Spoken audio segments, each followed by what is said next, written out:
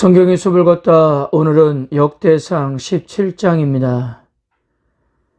역대상 16장의 마지막 장면은 다윗이 자기 집을 축복하기 위해 돌아가는 것으로 끝을 맺고 있는데요. 17장은 다윗이 자기 집, 곧 궁전에 앉아있는 장면으로 시작하고 있습니다. 그리고 17장의 내용은 하나님이 다윗의 집에 복을 내려주시는 내용으로 채워져 있으며 마지막에 복이라는 말로 끝을 맺습니다. 그러니까 하나님을 사랑하는 다윗에게 하나님께서 어떻게 축복을 하시는지를 16장과 17장을 연결하여 설명하고 있는 것입니다. 17장은 이렇게 시작합니다. 1절 다윗이 그의 궁정에 거주할 때에 다윗이 선지자 나단에게 이르되 나는 백향목궁에 거주하거늘 여호와의 궤는 휘장 아래 있도다. 같은 내용을 소개하고 있는 사무엘하 7장 1절에서는 다윗이 나단을 부르기 전에 이렇게 먼저 표현을 했어요. 여호와께서 주위의 모든 원수를 무찌르사 왕으로 궁에 평안하게 살게 하신 때에. 이 말씀과 비교해보면 역대기 성경기자는 의도적으로 평안이라는 말을 쓰지 않고 있음을 알 수 있습니다. 그것은 앞으로 18장에서 20장까지 대대적인 전쟁 기사가 나오는데 17장에서 이미 평안이 있었다고 말하는 것은 사리에 맞지 않기 때문일 것입니다. 모든 전쟁이 끝난 다음에 이스라엘과 주변에 평화가 있었다고 해야 맞는 것이 아니겠어요?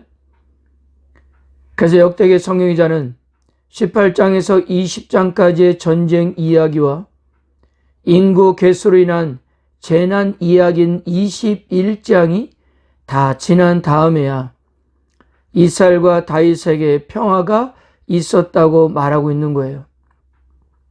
역대상 22장 18절을 참고해 보면요. 너희 하나님 여호와께서 너희와 함께 계시지 아니하느냐? 사면으로 너에게 평온함을 주지 아니하셨느냐? 이 땅 주민을 내 손에 넘기사 이 땅으로 여호와와 그 백성 앞에 복종하게 하셨나니.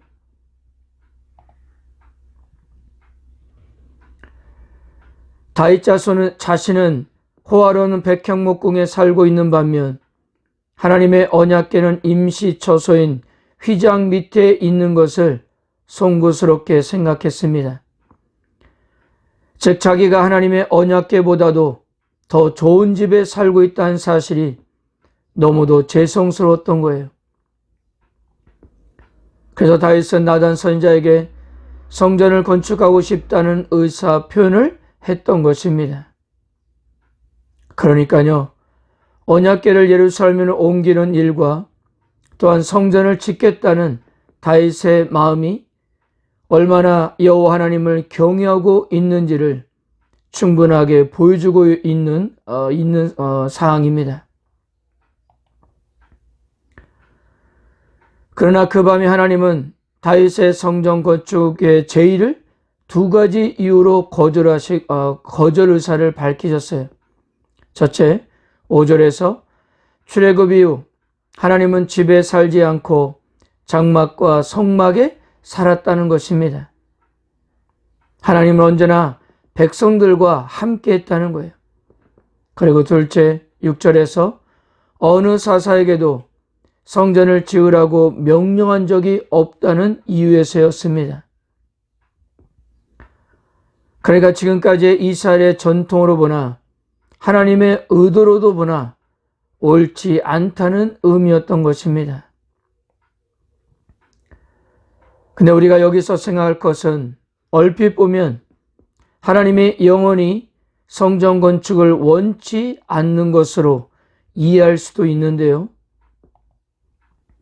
그러나 7절에서 15절 그리고 역대하 이후로 하나님의 말씀들을 보면 다윗 시대에는 성전을 건축할 여건이 성숙되지 않았기 때문에 허락하지 않았을 뿐입니다.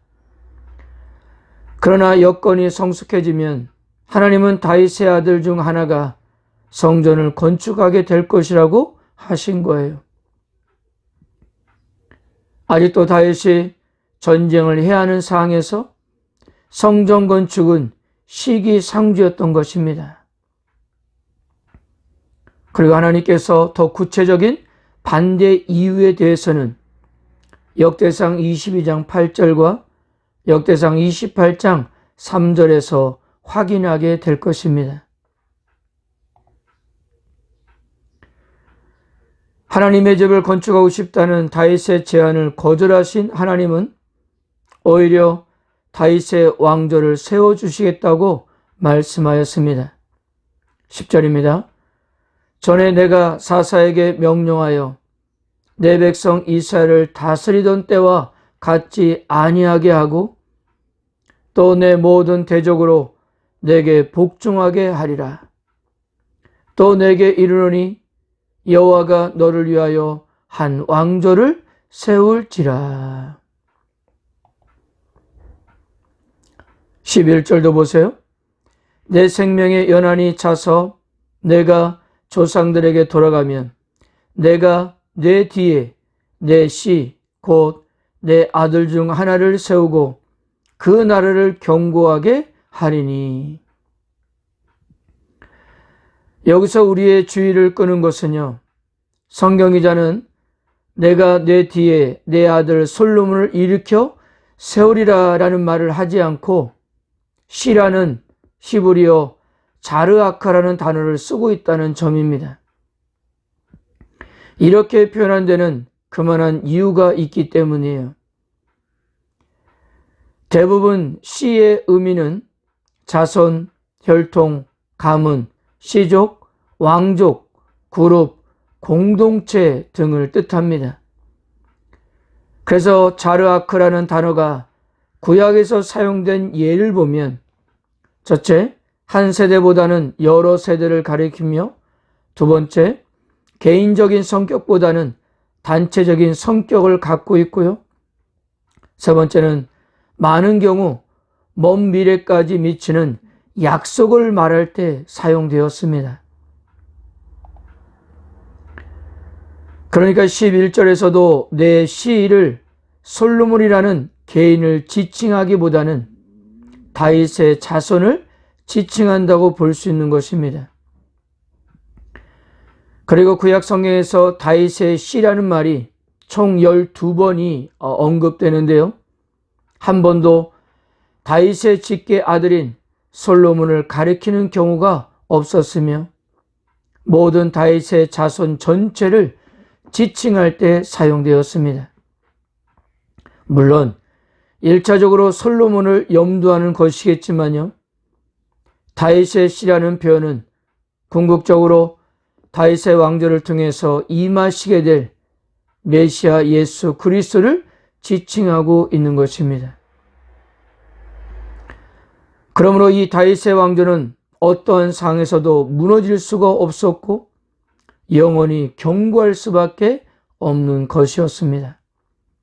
14절 내가 영원히 그를 내 집과 내 나라에 세우리니 그의 왕위가 영원히 견고하리라.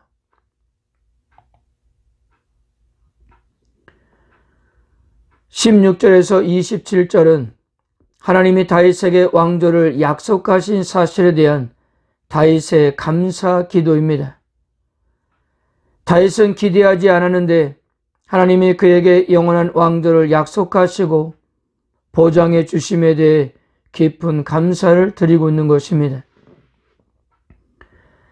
다윗은 인생의 정점에 서서 자기의 과거를 되돌아보고 목동이었던 자기의 초라함을 회상하고 그런 그를 오늘의 자리에 세워주시고 영원한 왕조까지 허락해 주신 하나님의 크신 은혜에 감사하지 않을 수가 없었던 것입니다. 사람들은 성공하고 출세한 다음에는 종종 자기의 초라했던 과거의 출발점을 잊어버리고 교만해지는 경우가 있습니다. 그런데 다윗은 그러지 않고 초라했던 과거의 자기를 되돌아보면서 겸손하게 하나님께 감사하고 있는 것입니다. 이런 면에서 다윗은 모든 사람들이 본받아야 할 좋은 모범인 것입니다. 무엇보다도 다윗은 자신을 주의 종이라고 9번에 걸쳐 고백했습니다. 히브리어 에베드라는 단어로 주인에게 절대 복종해야 하는 신분이 낮은 자를 지칭합니다. 다윗은 자신의 인생의 주인 되시는 하나님의 뜻에 언제나 철저히 복종하겠다는 고백이었던 것입니다. 다윗은 출애굽 사건에서부터 자신에게 이르기까지의 이스라엘 역사를 간단하게 상기하면서 이스라엘을 자기의 백성으로 선택하시고 출애굽을 시킨 하나님의 뜻이 결국 다윗 자신에게 와서 영원히 끊어지지 않는 왕조를 통해 온전히 이루어지게 되었다는 사실을 고백했습니다. 그리고 자신의 왕조의 약속을 2번, 3번 반복하여 확인하고 감사했습니다.